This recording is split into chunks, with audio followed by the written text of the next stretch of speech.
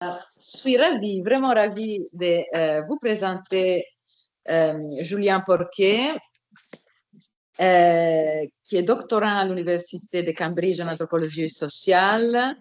Il est anthropologue linguiste et sémioticien et il étudie l'économie politique et l'épistémologie sociale de la perception visuelle dans des contextes où la technologie, en particulier l'intelligence artificielle, est médiatrice de la manière dont les individus regardent les images ensemble ou les uns contre les autres. En abordant la perception comme une activité socialement organisée, son projet de thèse examine comment les artistes commerciaux américains et leurs clients et les modèles d'IA générative mettent en œuvre différentes manières de voir qui s'entrecroisent, se superposent et entrent en concurrence dans la construction de la valeur des images et dans la conception de ce qu'est l'artiste aujourd'hui. En se concentrant sur le concept de style, cette recherche suit les images et celles et ceux qui les regardent, des studios d'illustration aux agences de design, des laboratoires d'intelligence artificielle au procès en propriété intellectuelle. Je vous conseille de lire un article qui est disponible sur Internet qui s'intitule Copying Style, Extracting Value, Illustrators' Perceptions of Artificial Intelligence Style Transfer and its Impact on Creative Labor. Merci Julien d'être ici. Merci. On la parole. On règle un mini problème technique. Volontiers, oui, oui. Ben là, il y a un PowerPoint, je sais pas. C'est un Google Slide, tu peux le mettre dans le chat et puis je vais livrer le si c'est, comment dire. Je vais téléphonner. Voilà.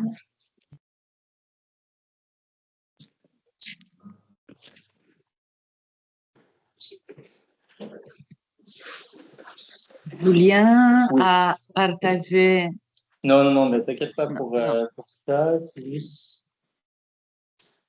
que j'arrive pas à partager l'écran sur mon ordinateur. Ah! En tout cas, tu peux venir t'asseoir à ma place. Je vais le faire. Il apparaît, mais quand je change les slides, ça change pas de web là-dessus. Fait que, c'est pas comprimé. Non, pas tout l'écran, mais voilà. Yay! Ça marche? Non, mais super. Ok, c'est parti. Là, ça marche. Je peux dire slide, please. Ton assistant. Ok, bon, merci beaucoup pour l'invitation. Je vais commencer par une petite note pour. Moi, je suis anthropologue, ni philosophe, ni théoricien des médias, tout ça. Fait que en anthropologie, on aime ça, genre se situer un peu, genre d'où on parle, puis d'où on observe. Fait que juste brièvement, ma recherche porte sur le concept de style, comment il est conçu, comment il est perçu, à l'intersection de plusieurs regards. Non? Et il est ancré dans un travail ethnographique de 17 mois à New York, passé avec des illustrateurs, des illustratrices professionnels, les designers, les directeurs artistiques qui les embauchent pour travailler sur divers projets, et les chercheurs en machine learning, travaillant notamment sur des technologies de transfert de style. Cette trajectoire applique un certain point de vue sur la question des IA génératives. D'un point de vue empirique, je comprends la notion de style comme un objet multiple, un objet frontière, dont le mode d'existence traverse des préoccupations esthétiques, politiques, économiques et morales. Et donc, mon analyse des modèles génératifs dédiés à copier le style d'une image pour l'appliquer à une autre intègre donc ces différentes préoccupations en étudiant ces modèles comme système socio-technique. C'est que pour moi, je regarde jamais trop sous le capot aujourd'hui de la boîte noire, mais vraiment juste sur les interactions que les gens ont avec ces modèles.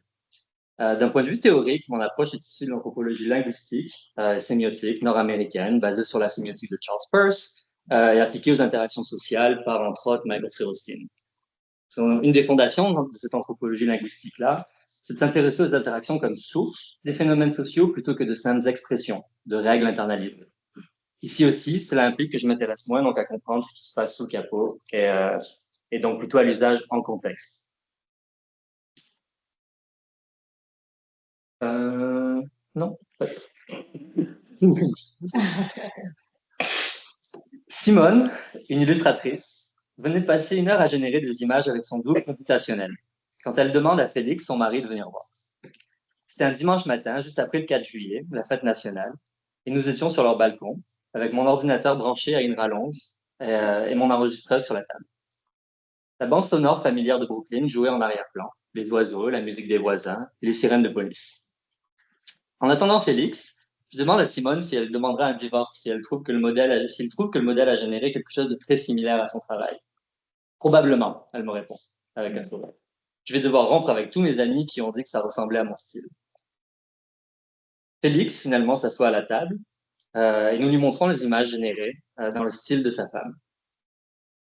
Après, on les examine. Je regarde Simone qui le regarde à l'affût d'une réaction. Après un moment, il brise le silence. Ben, ça ressemble beaucoup à ton truc. C'est comme les réflexions, la manière dont tu fais les montagnes, les arbres. C'est très toi, dit-il en regardant le paysage. Ah ouais? Répond Simone avec un sourcil relevé. C'est à quoi Félix s'empresse d'ajouter. Ben, je veux dire, le truc, c'est que c'est pas bon. Simone était l'une des 4 participantes à une expérience que j'ai menée pour comprendre ce qui se passe dans l'interaction entre les illustrateurs et les illustratrices avec qui je travaille et un modèle d'IA générative entraîné sur leur style. En collaboration avec des chercheurs et des chercheuses spécialisées en interaction humain-machine, en HCI, j'entraînais un modèle sur le travail de 4 de ces interlocuteurs et interlocutrices et les invitais à l'utiliser et à évaluer ce modèle. Ce matin-là, Simone avait généré une douzaine d'images avec son double à partir d'une base de données de 30 de ces images que j'avais pris sur son site web. Le modèle qu'elle avait utilisé faisait partie d'une classe de système de fine-tuning qui avait été particulièrement présent dans l'actualité au cours de l'année précédente pour leur capacité à extraire le style, entre gros guillemets, d'une image pour l'appliquer à une autre. Ils sont connus sous le nom de modèle de transfert de style, style transfer. Les pratiques des illustrateurs et des illustratrices et des modèles d'IA génératifs sont profondément imbriqués dans des relations d'extraction, de déposition, d'imitation, de déplacement et de remplacement. Pourtant, ils interagissent rarement l'un avec l'autre dans un espace et un temps mutuellement partagés. Presque aucun des illustrateurs avec qui j'ai travaillé n'avait utilisé ces modèles au-delà de la nouveauté initiale en 2022. La plupart d'entre eux s'en méfient en fait énormément. Alors que nous entendons parler de plus en plus d'agents computationnels, les illustrateurs se retrouvent souvent dans la position de patients de ces technologies. Un site web populaire qui permet aux illustrateurs de chercher leurs noms et leurs images dans la base de données Lion5 est intitulé haveibeentrained.com. Comme le suggère cette structure grammaticale, pour les artistes dont les œuvres... Oups! Léo qui sabote mon...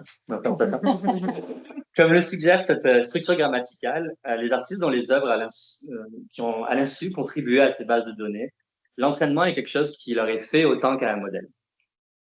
Les débats autour de l'impact des modèles génératifs sur les industries créatives portent le sceau de notre fétichisme pour l'art, la créativité, la racine dans l'individualité héritée de la Renaissance. Démêler ce que génèrent les modèles de diffusion, par exemple, de ce que créent les artistes, c'est souvent un projet de redéfinir, resituer et protéger ce que Charles Taylor appelle les sourds du moi. L'anthropologue de l'art Alfred Gell nous avertissait déjà en 1992 que nous sommes plus enclins à étudier les phénomènes religieux en prenant une distance avec la croyance que nous le sommes à étudier les phénomènes artistiques en rompant avec l'esthétique. C'est car nous avons sacralisé l'art qui tient une position rédemptrice, pour reprendre l'expression d'un autre anthropologue, Fred Myers, face au reste des sphères de nos sociétés, notamment économiques. Dans ce contexte, des processus sociaux, économiques, politiques et moraux sont réduits à un projet ontologique de définition de ce qu'est être humain via la différence entre les images créées par des personnes d'un côté et d'autres générées par des modèles statistiques. Le problème avec ces approches qui prennent l'art comme sphère autonome à la société, c'est qu'elles réifient les catégories humain-machine, les personnes-choses, etc. Non seulement en entités fixes, mais aussi dont les produits sont comparables, commensurables. Si les IA génératives perturbent les industries créatives, donc elles doivent être créatives, ou au moins qu'elles produisent des objets, les styles, qui sont similaires aux objets créés par des artistes. Cette équivalence, plutôt que le résultat d'un processus à étudier et critiquer, devient souvent un axiome dont on peut se défaire. Mon travail est donc ancré dans un terrain ethnographique avec des artistes commerciaux, des illustrateurs et illustratrices, puis la question de l'art et de l'esthétique n'a jamais été purifiée de celle de l'économie et des marchandises. Pour ces personnes, le problème des modèles génératifs est un problème bien concret, mesuré en termes de perte de revenus plutôt qu'en termes d'humanité. L'étude sémiotique de l'écologie des images et des styles qui m'intéresse est donc aussi nécessairement une étude de l'économie des images. Dans cette économie, certaines manières de voir, ways of seeing, ont plus de pouvoir que d'autres. Certains regards qui tentent de se dérober à un examen critique pour passer comme neutre, et d'autres qui tentent de résister. L'enquête que j'ai menée s'applique à qualifier les processus qui rendent équivalent le style généré par un modèle statistique et le style cultivé par un artiste, c'est-à-dire les processus par lesquels une manière de voir deux choses comme similaires devient hégémonique. Les questions qui émergent sont les suivantes. Quels objets sémiotiques les algorithmes de transfert de style et les IA génératives en général génèrent-ils réellement? Quel est leur mode d'existence dans l'écologie et l'économie des images? De quelle manière ces objets sont-ils similaires ou différents du style des artistes? Et surtout pour qui et quel regard?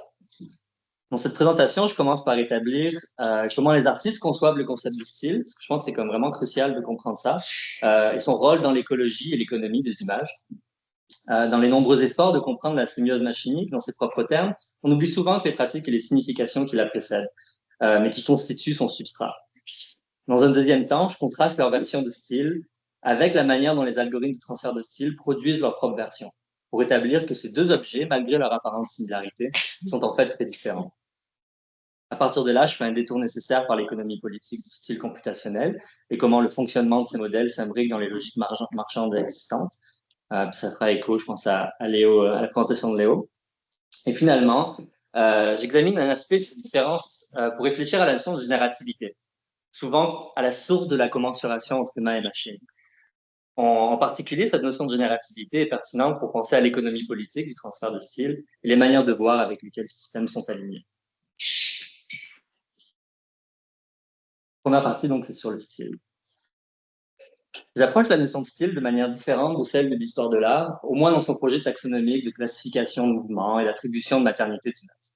Plutôt que la catégorie appliquée à un corpus d'œuvres a posteriori, le style qui m'intéresse est orienté vers le futur.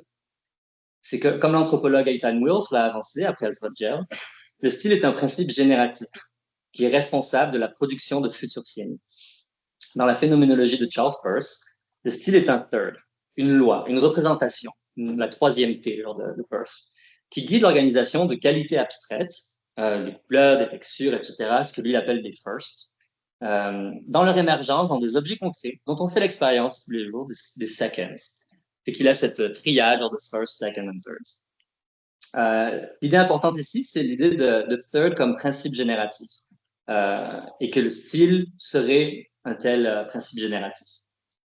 Ancré dans un idéal romantique d'expression de soi, le style est à la fois à l'image de l'artiste, on ressemble à son travail, mais on est aussi l'empreinte, le stylus, l'instrument avec lequel on écrit. Le style est donc une icône indexicale. Il ressemble à et provient de son origine. Mais ce statut sémiotique n'est pas sans défaut.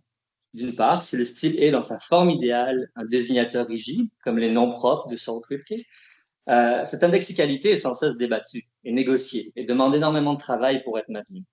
Pensez par exemple au fait que le style n'est pas protégé par les droits sur le droit d'auteur, et donc il y a comme constamment une bataille un peu entre illustrateurs, une sorte de tension de maintenir l'indexicalité entre soi-même et son style. D'autre part, l'iconicité est connue pour être instable. En effet, tout est potentiellement similaire d'une manière ou d'une autre à autre chose. Le style est donc un objet sémiotique très volatile. Le même style, plutôt qu'entité avec une ontologie stable, est un multiple produit différemment par différents groupes, enacted, pour reprendre la terminologie d'Anne-Marie Moine. Il est en plus dans son développement dans des circuits d'échange de marchandises, comme dans le cas des artistes commerciaux avec qui je travaille. Les clients des illustrateurs n'ont pas attendu les modèles d'IA génératifs pour concevoir des moyens d'extraire la valeur de leur travail, tout en les rémunérant le moins possible. Il convient de passer brièvement en revue certaines de ces stratégies non IA ou avant IA, les plus courantes qui favorisent l'extraction de la valeur du travail des artistes, du travail stylistique, car elles constituent le contexte dans lequel ces modèles existent désormais.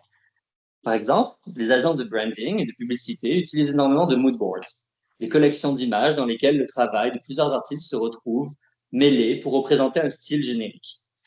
Les mood boards réduisent des images à un apport stylistique sans conserver leur origine. C'est souvent des screenshots qu'un designer fait et mettent dans un document comme un Google Slides. Comme l'a écrit la critique de design Elizabeth Goodspeed, ces objets visuels opèrent à un niveau superficiel, rendant forme sans fonction. Un autre exemple, de plus en plus, certains studios de design sont spécialisés dans la fabrication de styles d'illustration sans illustrateur. Dans ces processus, les systèmes d'illustration, comme ils sont appelés, sont fabriqués à partir d'éléments extraits de différents styles glanés sur Internet et assemblés en un composite. Le but, c'est de créer un style avec des règles standardisées, un peu sur le modèle de guidelines en animation, donc avec des proportions de telle tête, telle proportion de bras, etc., pour qu'il puisse être reproduit in-house sans embaucher de travailleurs autonomes.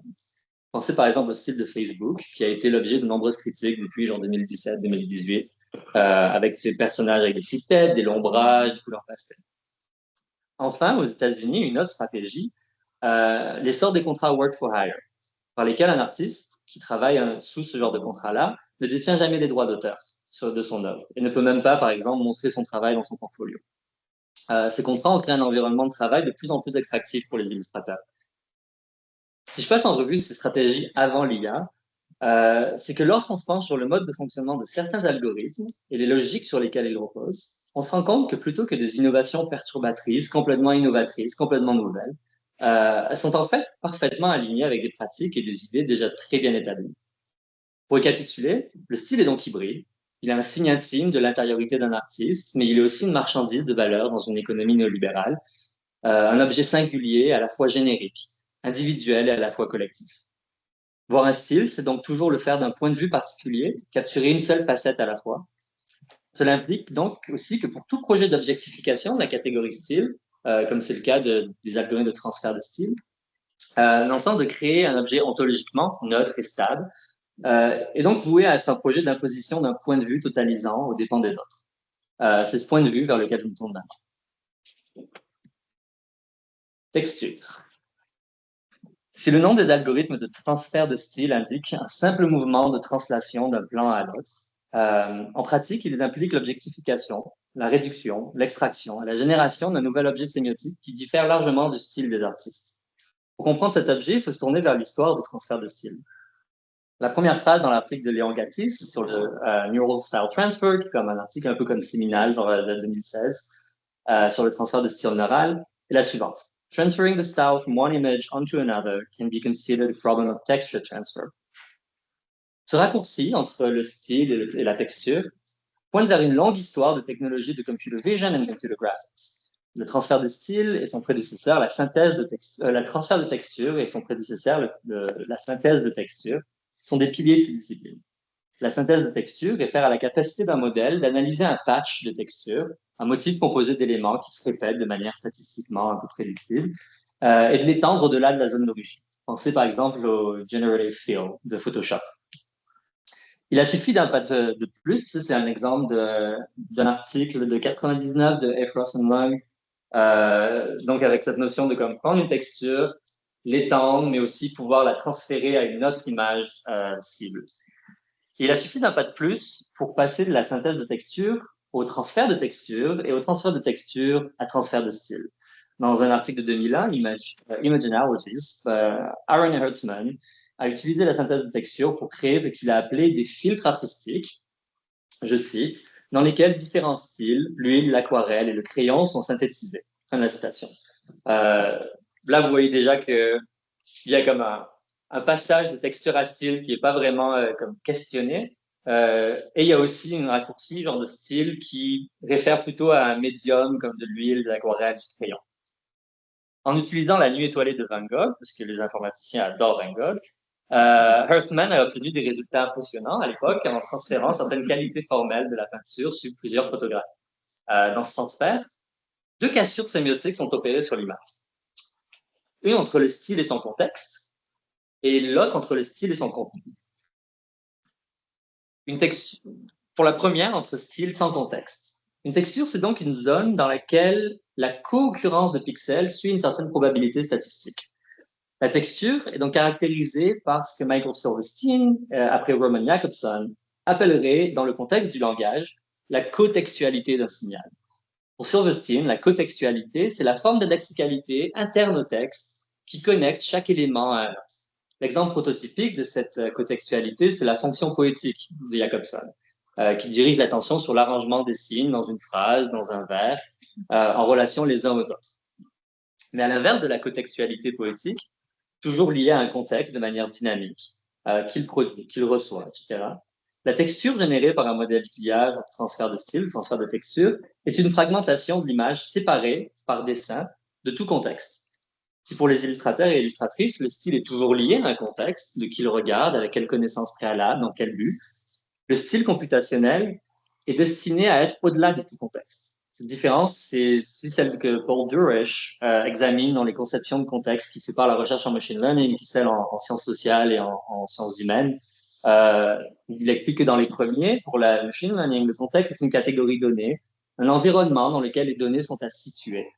Alors que pour le second, pour les sciences sociales, le contexte est un produit des interactions, comme je disais au départ, toujours émergent de celles-ci. Ainsi, les algorithmes de transfert de style génèrent des objets qui, idéalement, existent en eux-mêmes. En d'autres termes, le style devient une catégorie objective qui transcende tout contexte. La deuxième cassure que j'ai mentionnée, c'est le style sans contenu. Dans une histoire qui intéressera les sémioticiens et les sémioticiennes ici, ce sont les travaux de Claude Shannon qui, sur la génération de textes en anglais, dans le texte que Léo a mentionné, grâce à un processus de Markov, genre un processus stochastique pour prédire le prochain token, qui ont inspiré les premiers succès de synthèse de texture. Donc, Ifros et Lund, que je mentionnais tantôt, qui ont fait ce travail-là, dans leur article de 99, ils mentionnent la capacité de Shannon de produire des phrases qui sonnent anglaises, même si aucun mot n'est réellement anglais sémantiquement. Et donc, ils pointent vers une phrase un peu comme une sorte de mid-step dans le processus de Shannon de créer des mots qui sont réellement des mots anglais, qui sont comme une étape un peu où il y a les mots qui ont l'air d'être des mots anglais, mais qui ne le sont pas réellement. Et donc, pour eux, ils voient ça comme étant la texture de la langue détachée de son contenu sémantique. À partir de ce paradigme, la texture a été pensée pour eux comme objet technique, comme entièrement séparée du sens d'une image. Elle pouvait donc être extraite et appliquée à n'importe quel contenu. Synthétiser des textures signifiait donc les détacher d'un substrat dénotatif de l'image pour les appliquer ailleurs, reproduisant ainsi des divisions sémiotiques familières de forme et contenu. La division sémiotique entre un élément source, non sémantique, la texture, et un élément cible, sémantique, un objet, est inhérente à ces projets de transfert de texture, bien que rarement explicitée. Un article sur le transfert de style explique ainsi que, je cite, la dualité du contenu et du style est inhérente à la nature de l'art. Pour les humains, ces deux éléments sont clairement différents, mais cette dualité constitue un défi important pour la vision par ordinateur. Fin de citation. En effet, les efforts pour séparer et maintenir séparé le style du contenu sont faramineux. L'accent mis sur l'élimination des fuites, content leakage, de l'image de référence du style, par exemple l'intégration des étoiles, de la nuit étoilée de Van Gogh dans la photographie cible, illustre le défi que représente le démêlage du contenu et du style, le content style disentanglement. Un chercheur que j'ai interviewé, Seth, a rencontré des difficultés lors de l'entraînement de son modèle. L'objectif de Seth, c'était d'appliquer un style Michel-Ange à des photographies de visage. Mais lorsqu'il a essayé le modèle, les visages humains ont commencé à devenir plus verts et à avoir un bandana sur les yeux. Le modèle appliquait en fait les caractéristiques de Michel-Ange, la tortue ninja, au portrait et non pas les attributs stylistiques de Michel-Ange, l'artiste. Cela s'explique par le fait, bien sûr, que les ensembles de données sont composés d'images, de leurs légendes, leurs captions textuelles associées, et que ces légendes peuvent faire référence à n'importe quoi finalement, au sujet de l'image, à son créateur, le contexte, le style, etc. Donc pour les chercheurs en transfert de style, cependant, ces fuites soulèvent rarement une réflexion critique sur les catégories elles-mêmes de style et de contenu. Malgré la quantité de travail sémiotique nécessaire pour produire une séparation nette entre les deux, pour prévenir les fuites, leur statut n'est jamais remis en question. L'objet qui émerge donc des laboratoires de machine learning est bien différent de celui qui émerge des studios d'illustration. Le style des images traitées par notre modèle qu'on a entraîné est simulé grâce à une série d'objectifications, de réductions, extractions, fragmentations, qui sont tout autant techniques qu'humaines. De texture à style, de forme à contenu, de langage à perception, les algorithmes de transfert de style opèrent de nombreux glissements et de ruptures sémiotiques. Et je vais maintenant brièvement lier les deux précédentes sections, donc sur le style des illustrateurs, puis le style un peu comme une texture, l'écologie et l'économie du style et le style computationnel. Comment ce dernier existe-t-il donc en relation au premier? Marchandise. Les processus que je décris ici contribuent à un peu étayer à ce que Matteo Pasquinelli a appelé une théorie du travail de l'intelligence des machines. Contre le cliché d'une quête d'imitation de l'intelligence biologique, Pasquinelli soutient que l'IA est avant tout un projet d'imitation de l'intelligence du travail et des relations sociales, qui vise à automatiser diverses tâches et à favoriser l'extraction capitaliste de la valeur. En partir d'une lecture attentive de l'invention de John Babbage, The Difference Engine, l'un des précurseurs de l'ordinateur moderne et du traité qui lui est associé, on The Economy and Machinery and Manufactures, Pasquinelli montre que c'est la division du travail et le contrôle du temps des travailleurs qui était au cœur de l'automatisation précoce et non un intérêt heuristique pour l'intelligence. En suivant Babbage à travers les théories de Marx sur les machines dans le capitalisme, Pasquinelli établit que, je cite, il existe une homologie structurelle entre la conception des machines et la division du travail. Une citation. Selon laquelle les machines sont conçues pour reproduire et optimiser les formes existantes d'extraction de valeur. Les algorithmes de transfert de style partagent cette homologie avec les formes déjà établies d'extraction de la valeur du travail stylistique que j'ai mentionné précédemment avec les mood boards, le travail in-house et le work for hire, notamment dans la division du travail qu'ils génèrent. Dans le cadre des algorithmes de transfert de style, la dissociation entre style et contenu est en pratique une division entre le travail linguistique, conceptualisé comme étant du travail mental, et le travail visuel, conceptualisé comme étant du travail manuel. À mesure que les aspects visuels des styles sont abstraits, fragmentés, cristallisés sous forme de représentation latente dans un modèle, les moyens de production des images quittent les mains des artistes et se retrouvent concentrés dans les mots du client. Les illustrations peuvent être conçues de manière purement linguistique, comme on l'a entendu aujourd'hui. Par exemple, imaginez une séance de brainstorming d'une équipe marketing qui a une brillante idée pour une campagne illustrée. Et ensuite être envoyé à un modèle texte-image pré-entraîné sur un style donné. L'automatisation réaffirme souvent les distinctions de classe industrielle entre la main-d'œuvre supposée non qualifiée et la main-d'œuvre qualifiée, dans l'espoir de remplacer la première. Pourtant, dans l'organisation sociale générée par les modèles de transfert de style, les travailleurs qualifiés, les artistes, peuvent être dépossédés de leur force de travail, leur style, et remplacés par une classe de cadres dont la seule exigence en termes de compétences, c'est de parler anglais la plupart du temps pour écrire un prompt. Puisque le support de l'inférence formelle est donc maintenant le langage naturel, comme l'a écrit in Pattern Offert en 2022, la division du travail sémiotique intégrée dans les structures des modèles de conversion du texte en image optimise donc le motif extractiviste que j'ai décrit dans la première section, les mood boards tout à l'heure. Comme l'a montré Paul Koppelman, un autre anthropologue sémiotique, la quantification et la standardisation de divers domaines de la vie sociale est une condition pour les processus de marchandisation. En d'autres termes, les styles ne sont pas seulement optimisés pour le calcul statistique, mais aussi pour l'extraction capitaliste. J'ai soutenu dans une autre version de cette présentation, puis dans le chapitre dont on est tiré, que si ces modèles perturbent les moyens de subsistance des illustrateurs et des illustratrices avec qui je travaille, ce n'est pas tant parce qu'ils produisent quelque chose de similaire à leur style, mais parce qu'ils voient de la même manière que leurs clients. Les styles informatiques démêlés, fragmentés, fixes, générés par des prompts en langage naturel, s'alignent sur une division du travail qui dépossède les illustrateurs et les illustratrices et facilite leur remplacement. C'est comme l'a écrit Lily Chun-Li, une anthropologue qui travaille avec des artistes en Chine. Je cite, le style est un moyen de savoir qu'on est dans le capitalisme. Fin de citation. Les algorithmes de transfert de style sont une machine de prédilection. Pour la dernière partie de cette présentation, je profite d'être en compagnie de philosophes pour réfléchir à un sujet un peu plus abstrait pour lequel les outils ethnographiques un peu arrivent à leur limite, l'idée de générativité. Comme je l'ai mentionné, le concept de style, pour les artistes, est un principe génératif, orienté vers le futur, qui guide la production de nouvelles images. Génératif, c'est aussi bien sûr l'attribut supposé des modèles statistiques qui ont pour tâche de produire de nouvelles données, plutôt que de les analyser ou les classer. La notion de génératif implique l'idée de créer quelque chose de nouveau, de différent, d'inattendu. Elle implique aussi d'être connecté, d'entretenir une relation indexicale avec des générations qui nous précèdent et qui nous suivent. Pour revenir à la notion d'écologie des images, le génératif est une condition et un produit de l'écologie. Il est le principe qui lie différentes générations dans une relation de mutualité. Avec un tel bagage, il semble donc important de questionner ce qu'on entend par IA générative, vraiment socialement et culturellement, et l'impact de cet adjectif sur notre compréhension de cette classe de système. Dans un article de 2013, l'anthropologue Eitan Wilf examinait le travail de chercheurs en machine learning, développant un modèle qui reproduisait le style de musicien de jazz. Wilf suggère, à l'époque, dans les termes de Peirce, que l'on peut comprendre ce type de modèle comme une technologie qui reproduit des thirds plutôt que des seconds. Donc, qui reproduit des lois plutôt que seulement des instances concrètes d'images ou de sons dans ce cas-là.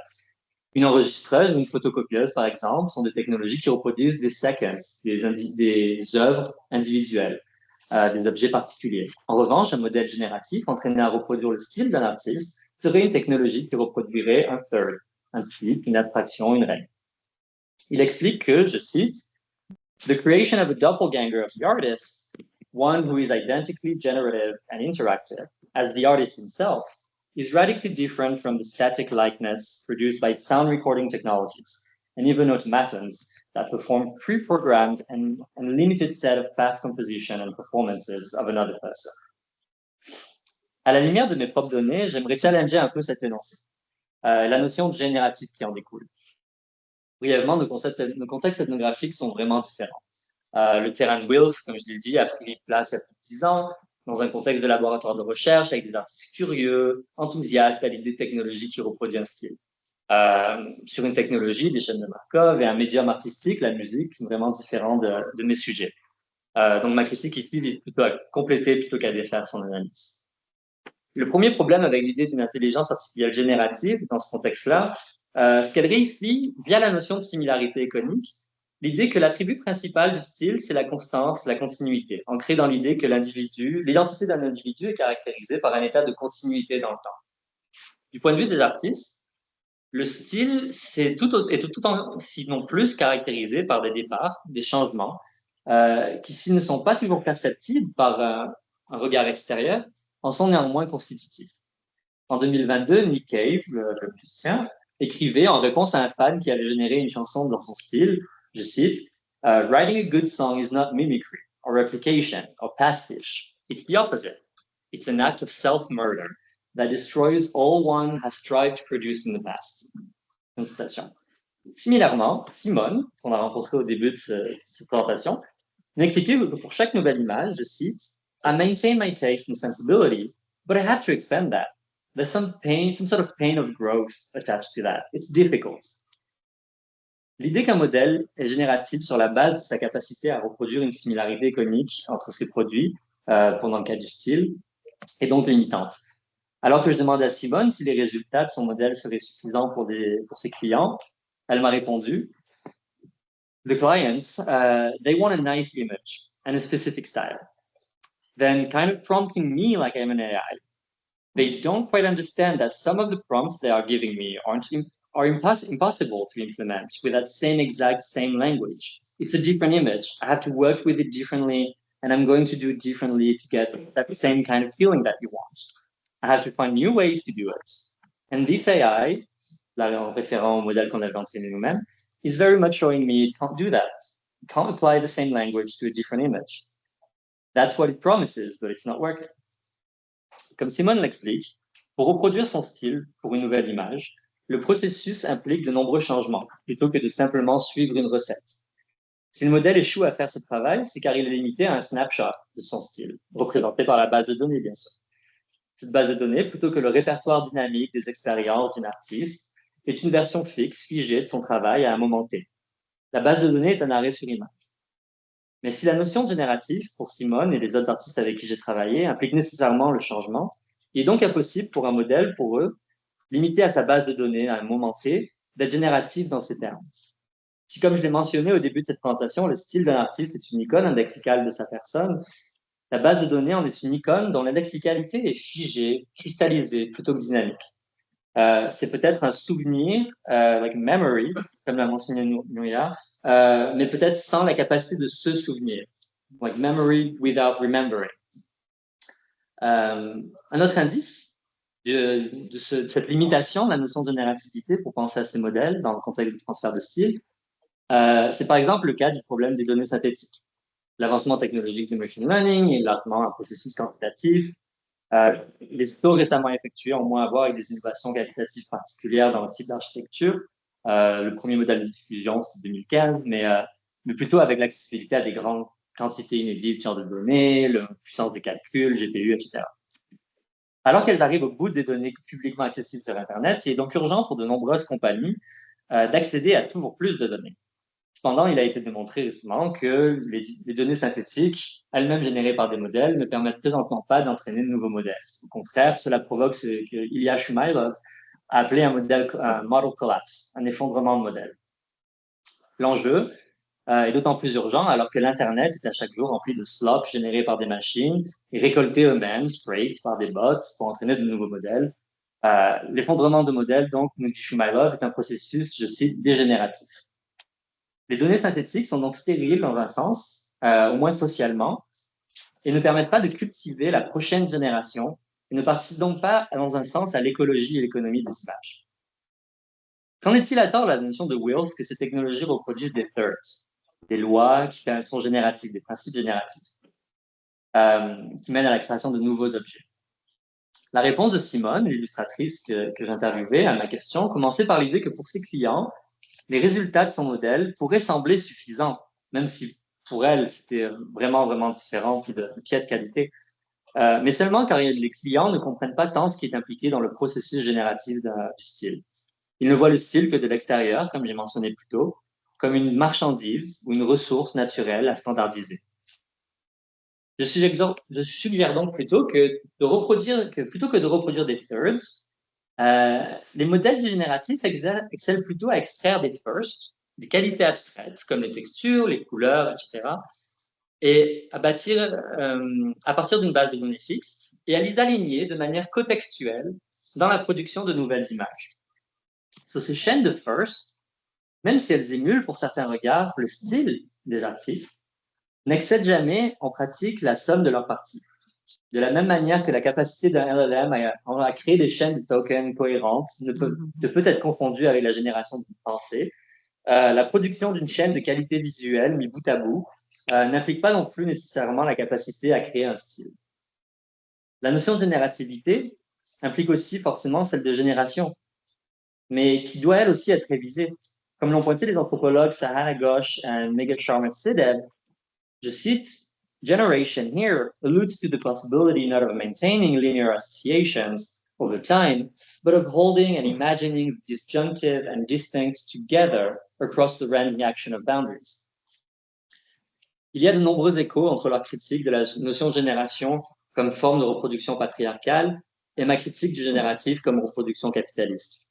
De la même manière que mon travail s'applique à montrer que la simple utilisation axiomatique du terme style en machine learning, il y a encore beaucoup à faire pour comprendre quel type de générativité en général on parle quand on traite de ces modèles. En somme, quelles idéologies de transformation, création, reproduction sont articulées par cette notion de générativité? Entraîner un modèle, c'est voir, c'est la conclusion. Entraîner un modèle à voir, c'est nécessairement lui donner un point de vue. J'ai tenté d'esquisser ces liens que le point de vue computationnel entretient avec certains regards humains, déjà à l'œuvre dans l'industrie créative, celui des clients notamment. Grâce à la collaboration avec plusieurs artistes qui ont prêté leur style, mais aussi leur regard expert, j'ai tenté de mettre en lumière ces différences de ce regard sur le style avec celui de la machine. Dans cette interaction qui a émergé plusieurs éléments qui, ensemble, caractérisent un registre algorithmique du concept de style. Contre la view from nowhere, dont Haraway, par exemple, parlait dans les années 80, le regard des algorithmes de transfert de style est bien ancré, bien localisé, dans une économie et une écologie des images qui est ethnographiquement observable et investigable. À partir du cas ethnographique des illustrateurs et des illustratrices à New York, avec qui j'ai travaillé, j'ai tenté donc aujourd'hui de qualifier quel rôle ils y jouent et avec quelles conséquences. Merci.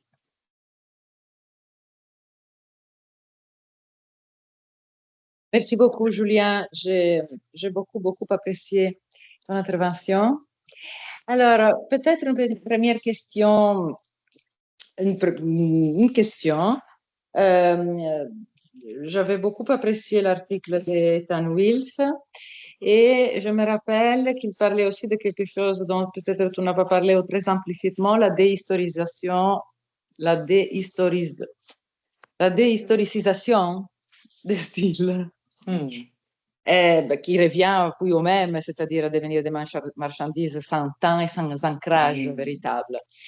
Et par rapport à ce que tu disais sur le fait que l'artiste Simone, elle dit, bon, mes clients voient mon style de l'extérieur, un peu comme si voir de l'extérieur le style était, ne pas comprendre le style. Je me dis, je ne pense pas que ce soit ça qui fasse la différence entre le style historique et le style artificiel, disons, parce que le style, nous l'avons toujours vu de l'extérieur, c'est-à-dire nous sommes habitués à avoir un style en relation à un autre. Et je trouve que le problème des styles artificiels, c'est que chacun est séparé des autres, c'est-à-dire qu'il n'y a pas de nécessité d'ancrage aucun entre un style et l'autre. Parce que pour nous, ce qui fait l'importance d'un style, c'est qu'on les lie en relation à tous les autres, tu vois. C'est comme ça qu'on apprécie chaque moment parce que d'une certaine manière, il est nécessaire à un moment donné de l'histoire. Tandis que là, il n'y a justement aucune nécessité. C'est ça que je voulais te dire. J'ai aussi beaucoup apprécié l'idée de l'icône non dynamique, l'idée de l'icône non diagrammatique, qui me paraît très important pour définir un style artificiel. Merci. Ouais, non, c'est ce truc du style comme étant forcément toujours lié aux autres, c'est justement ça qui m'intéresse en général dans ce travail, parce que mettons la partie IA finalement, c'est comme une fraction de mes recherches. Puis ce que tu dis, ça me fait penser à une autre partie de mes recherches qui est sur le plagiat, puis la notion d'inspiration. Et penser l'inspiration comme étant une sorte de modèle un peu métapragmatique qui régit un peu les relations entre elles. Et genre, puis de quel genre de relations visuelles les artistes veulent et désirent cultiver entre eux via le style. Il y a cette notion que, j'en parlais hier ou à midi, on a cette notion souvent que le style, c'est un peu ce projet genre de formation du soi, genre ça vient comme vraiment genre de l'intérieur, blablabla, tu crées genre ton individualité. En pratique, quand le cas les cas de plagiat que je documente dans mon travail, les artistes sont jamais en train de dire qu'ils possèdent un style, par exemple, ou que leur style est unique. C'est tout le temps en termes de relationnel. C'est tout le temps en termes de oh, c'est dommage que quelqu'un m'ait plagié, parce que là, ils ont comme un peu franchi une sorte de limite éthique, morale, qui vient briser une sorte de relation, genre une sorte de contrat social qu'on a d'habitude via le style. Fait qu'il y a toujours cette tension, puis c'est pour ça que je pense qu'il y a cette notion inquiétante pour les illustrateurs avec qui je travaille de l'IA générative étant comme qui ne participe pas à cet échange moral d'inspiration, de connexion via les images. Il y a seulement cette dynamique d'appropriation, de dispossession, de dépossession. Et ça, c'est comme un problème social de relation plutôt qu'un problème purement esthétique. Ouais. Merci beaucoup. Aluminé, alors Aluminé, ensuite Noël, ensuite Georges. Ah, monsieur, vous vous appelez comment? Matteo. Oui, je me rappelais bien. Hein, mais... Alors, Aluminé. Oui, merci beaucoup. Essayez de revenir à la séance précédente du séminaire où André Lapignotti a parlé de l'estime. Et parce que c'est très intéressant de penser à l'estime de ces illustrateurs ou illustratrices, parce que justement, Pinotti disait pour avoir une notion, pour pouvoir définir un style, on a vraiment besoin de temps et de distance. Parce qu'on parlait, on laissait un peu voir. Et donc, c'est intéressant cette possibilité de penser aux styles contemporains et surtout dans l'illustration. Parce que, bien sûr, peut-être, j'étudiais plutôt l'illustration à l'intérieur des styles d'époque plutôt que dans les styles d'auteur, même s'il y a des très grands auteurs illustrateurs, mais on les voit vraiment très, beaucoup de temps. Et donc, je réfléchissais la dernière fois et Tony Cosma m'a fait penser encore que ce modèle de l'intelligence artificielle revient dans la notion d'artiste très moderne. Et alors, c'est normal finalement que l'autorité des illustrateurs et illustratrices ne soit pas prise en compte parce qu'elle n'entre pas dans cette idée d'artiste individuel, créateur romantique qui est inspiré de son époque ou arrière, etc. Parce qu'ils sont des travailleurs. Donc, le résultat, c'est vraiment un marchandise pour être utilisé dans le packaging de Coca-Cola ou une campagne de Facebook. Donc, c'est vraiment cette idée d'artiste versus travailleur de l'art que vous pouvez l'avoir au début du XXe siècle, où les illustrateurs et les illustratrices n'étaient pas considérés de l'art. Donc, c'est plutôt. Tu m'as beaucoup fait penser à la séance précédente où on parlait des styles, et je ne sais pas. Non, parce que je pense que le cas des illustrateurs et des illustratrices, c'est important parce que ils challenge beaucoup quand on fait des catégories un peu à l'emporte-pièce, puis qu'on parle des artistes, et que les illustrateurs et illustratrices ont toujours été là. Ils ont toujours été beaucoup plus honnêtes, je pense, sur la relation entre l'art et l'économie. Et ils ont toujours aussi été un peu comme, en tout cas longtemps, été exclus, genre de qu'est-ce qu'on qualifie comme étant de l'art et tout ça. Puis moi, les gens avec qui je travaille, ça fait ces deux tensions-là entre le style d'auteur puis le style comme tu sais d'une tendance, d'une générique, quoi que ce soit. Ces choses-là coexistent constamment. Genre, les illustrateurs avec qui je travaille, ils ont un travail personnel, ils ont dans leur propre style. Avec ce style-là, ils sont aussi embauchés pour travailler. Du côté des directeurs artistiques qui les embauchent, plusieurs d'artistes ont un style similaire. C'est que comme quand tu contactes tu peux contacter plusieurs illustrateurs pour faire le même travail, puis tu vas prendre le moins cher, par exemple. Mais il y a cette notion de commensurabilité entre les gens, genre par rapport à leur style. Puis toutes ces choses-là coexistent de manière complètement complexe, puis riche dans le contexte des illustrateurs. Puis souvent, dans le travail plus classique en histoire de l'art, il y a une sorte d'effacement de ces complexités-là, où c'est soit tu es un auteur avec comme un style, blablabla, ou soit tu es genre un craftsman, genre un artisan, puis tu travailles dans le style de comme un studio ou quoi que ce soit. En pratique, ces choses-là ne sont pas du tout mutuellement exclusives. Et effectivement, je pense que la relation, genre super formaliste, genre comme qui est présentée puis projetée par ces modèles de transfert de style, comme, contribue à cette notion-là. Il y a cette notion que, tu sais, au début, mettons, quand je pense que c'était Midjourney, qui était beaucoup, c'était plus de Fusion, que l'artiste, l'illustrateur, genre de Greg Witkowski, son nom avait été utilisé genre de centaines de milliers de fois. Puis finalement, ce qui a mené, comme je pense que c'est Stable Diffusion, à comme genre bannir l'usage de noms pour comme indexer certains styles d'artistes. Il y a comme cette notion d'individualité qui vient vraiment genre qui en tout cas ouais. Merci beaucoup. Merci Alomine. Noël, à toi. Oui, je crois qu'on apprendrait sans doute pas mal sur l'IA si on arrivait à résoudre ce problème de l'obsession absolue de l'IA pour le style. Parce que les artistes, leur style, ils s'en fichent.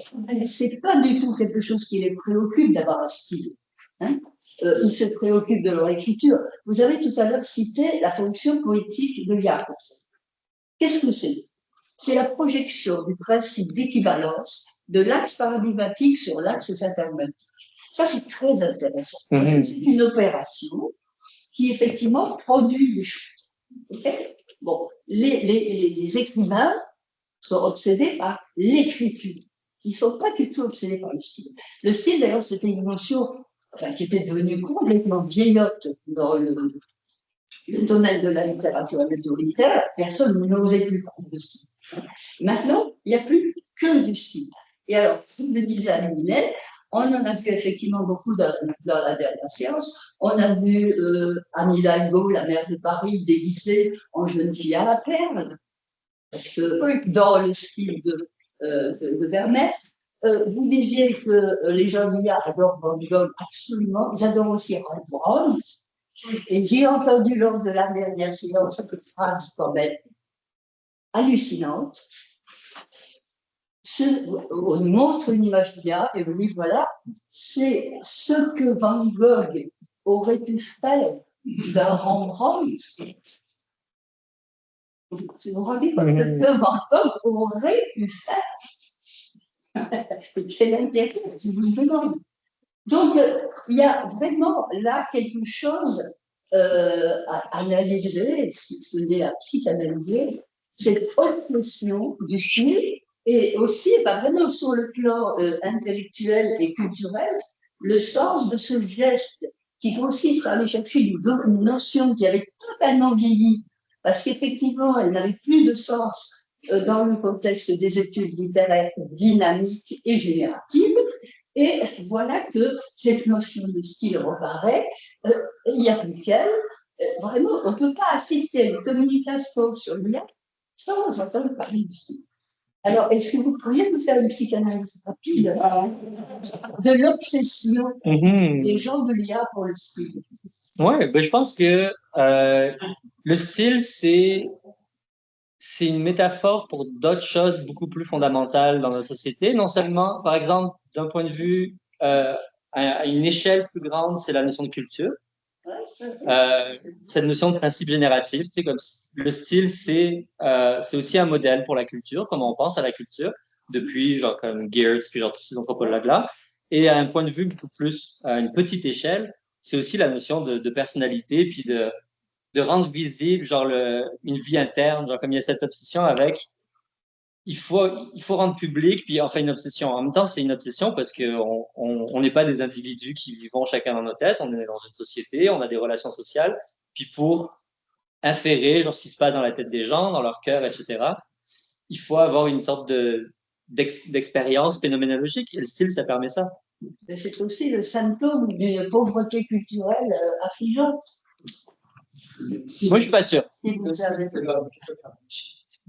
Si, je veux dire, bon, retirons cette formule abusive, mais quand vous disiez ça couvre, vous voyez, vous dites on le dit pour autre chose. C'est-à-dire que c'est effectivement un mot que l'on dit pour un autre. Mais pourquoi est-ce qu'on le dit pour un autre? Parce qu'on ne sait pas le dire autrement. Enfin, il y a aussi de ça, un peu, c'est ça que je veux dire. Il y aurait des tas de choses à expliciter conceptuellement.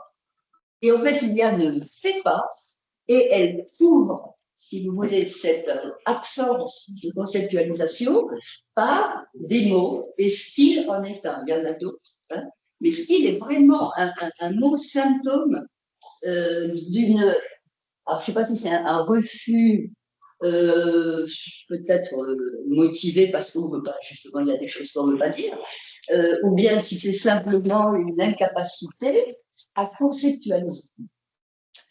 J'ai l'impression qu'il y a, juste rapidement, moi, ce qui m'intéresse particulièrement, c'est un peu cette phobie du style, parce que je pense que ça vient chercher une anxiété par rapport à quelque chose qui serait superficiel, qui serait dans le domaine justement de l'économie, dans le cas des illustrateurs, des illustratrices, comme il y a beaucoup d'anxiété autour du style, puis ils préfèrent utiliser souvent un terme comme une voix ou genre un langage visuel, quelque chose de comme plus interne.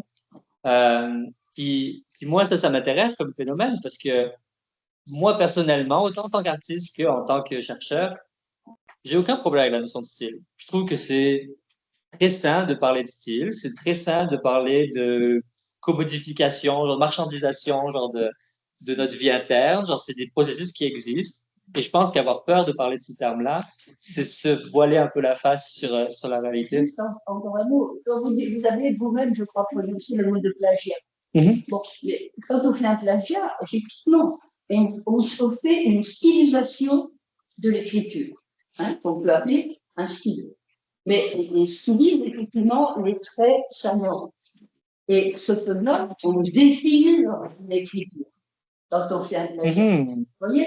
Alors, le problème de ce terme, c'est qu'il est extrêmement réducteur par rapport à ce qu'est une composition, qu'elle soit verbale, qu'elle soit une composition avec des images, hein, ce qu'est une composition artistique, si vous voulez, quel qu'en soit le médium. Oui, le mot style, finalement, a une fonction réductrice par rapport à un phénomène de composition complexe qu'on ne veut pas finalement aborder. Mais ça ne devrait pas être génératif. Comment? Ça ne devrait pas être une notion générative, qui prétend à la générativité. Oui.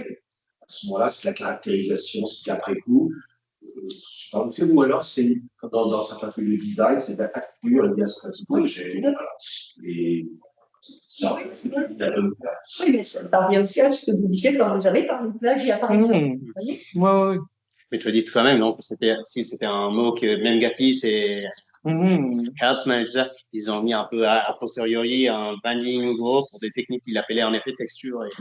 Oui, ça a vraiment comme le shift, ce genre de texture à style, ça a été vraiment fait à l'emporte-pièce. Il y a comme pas vraiment de réflexion là-dessus. Puis c'est le style, puis c'est un peu ce signifiant un peu flottant là, genre comme qui fait que ça s'engouffre puis ça participe à la commensurabilité entre les artistes et les transferts de style. Une autre question, oui, non, on a la question de Georges, ensuite Matteo, ensuite Yves-Marie.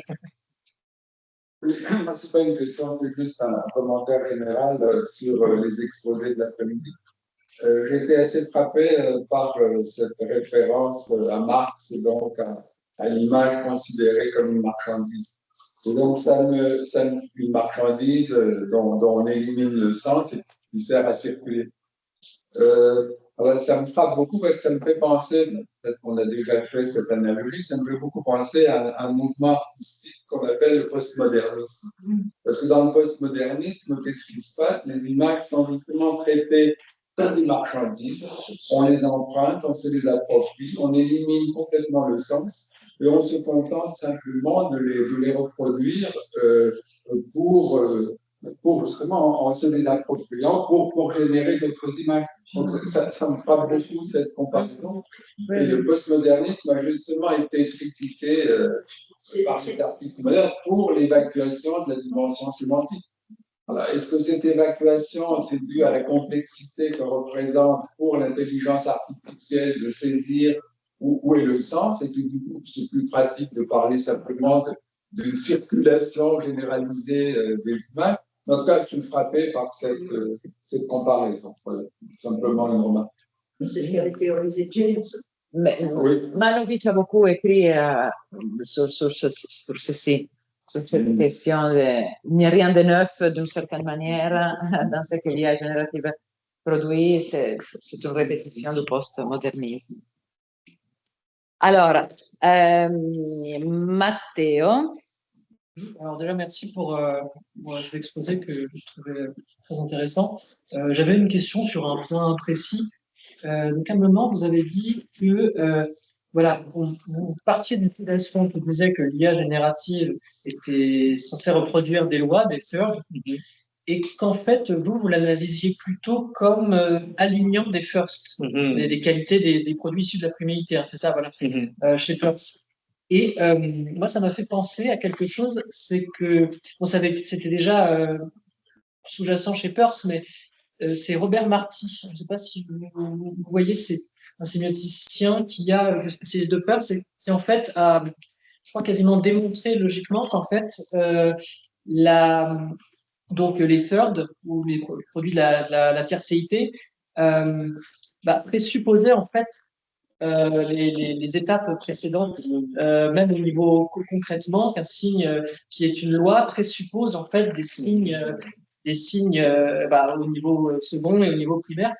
Et donc, ça me fait penser que lorsque vous dites que, en fait, l'IA générative, peut-être qu'elle alignerait des firsts, finalement, peut-être que c'est que vous le prenez sous un autre angle. Enfin, vous zoomez dessus, en fait, sur la composition de cette loi et vous remarquez des firsts.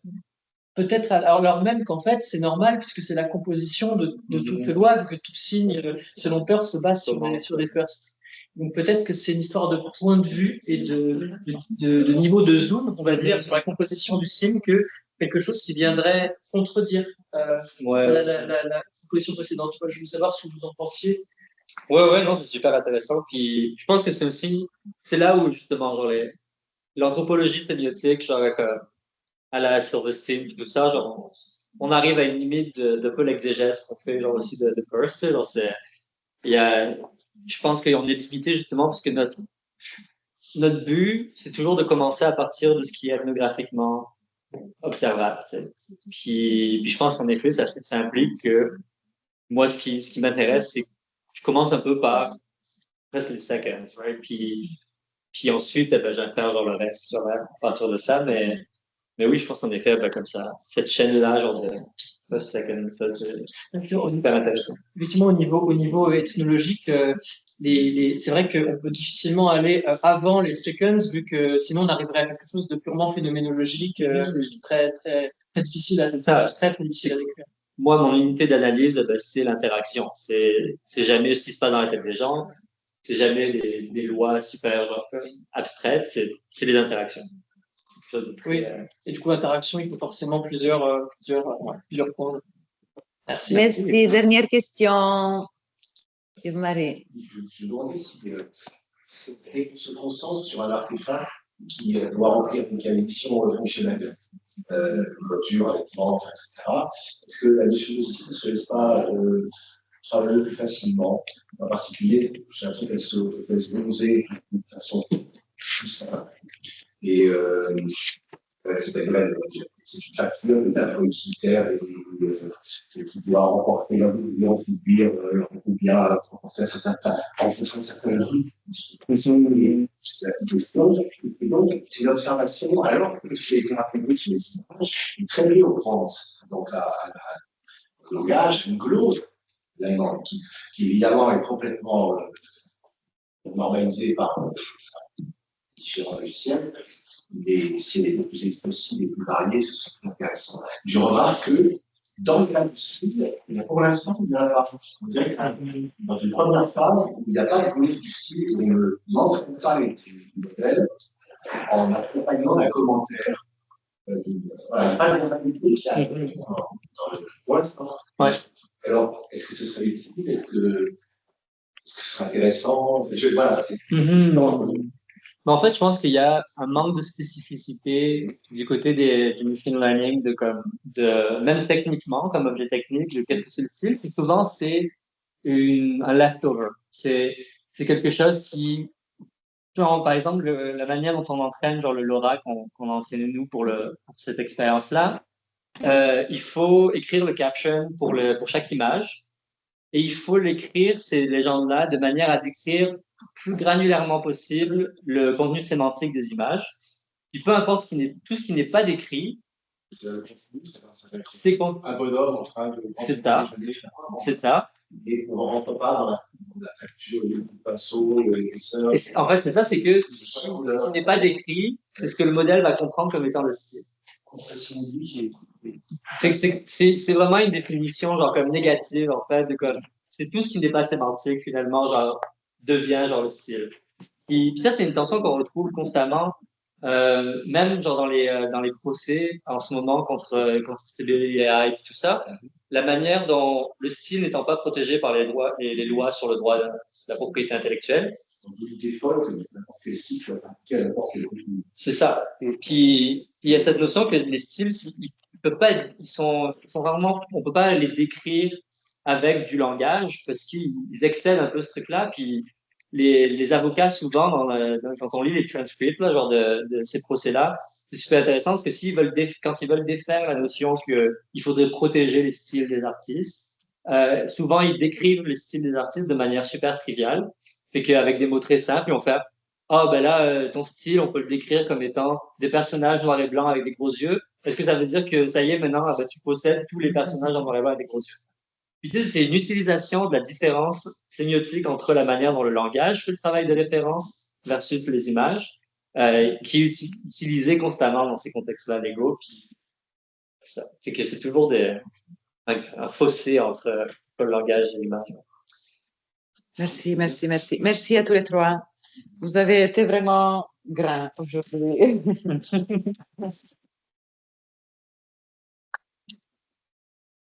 Alors, on se voit dans 2 semaines pour la dernière séance. Tristement, la dernière séance, on aura avec nous Massimo Leone et Claudio Paolucci. Ciao, ciao tout le monde.